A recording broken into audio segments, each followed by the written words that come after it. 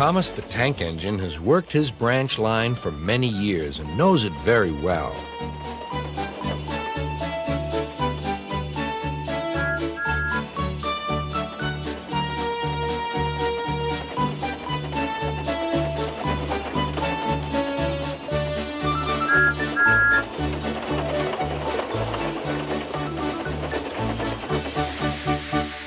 You know just where to stop, Thomas, laughed his driver. You could almost manage it without me.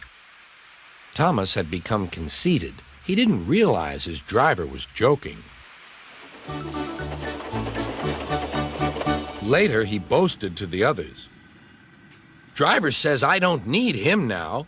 Don't be so daft, snorted Percy. I'd never go without my driver, said Toby earnestly. I'd be frightened. Puh! Boasted Thomas. I'm not scared. You'd never dare. I would then. You'll see.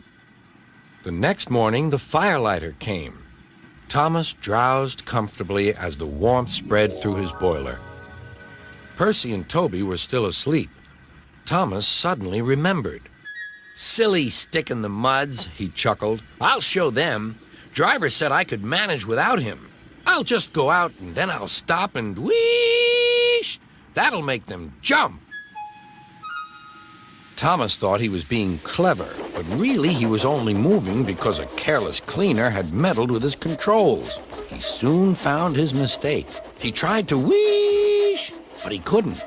He tried to stop, but he couldn't. He just kept rolling along. He didn't dare look at what was coming next. There was the stationmaster's house. The stationmaster was about to have breakfast. Horrors, cried Thomas, and shut his eyes. The house rocked, broken glass tinkled, plaster was everywhere. Thomas had collected a bush on his travels. He peered into the room through its leaves. He couldn't speak.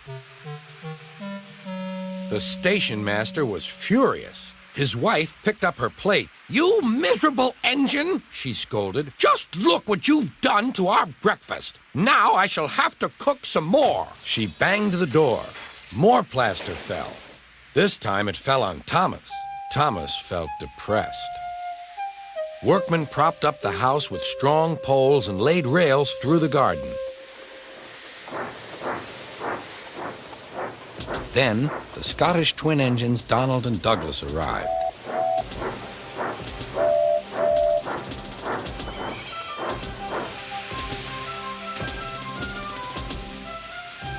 Dinna fash yourself, Thomas. We'll soon have you back on the rails, they laughed.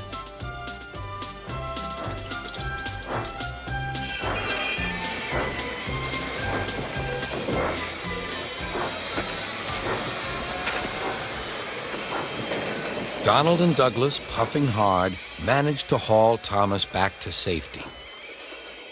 Bits of fencing, the bush, and a broken window frame festooned his front, which was badly twisted.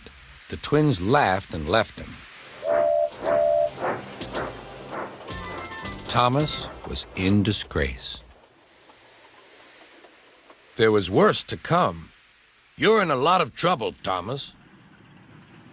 I know, sir. I'm sorry, sir. Thomas's voice was muffled behind his bush. You must go to the works and have your front mended. It will be a long job. Yes, sir. Meanwhile, a diesel rail car will do your work. A diesel, sir? Thomas spluttered. Yes, Thomas. Diesels always stay in their sheds till they are wanted. Diesels never gallivant off to breakfast in stationmasters' houses.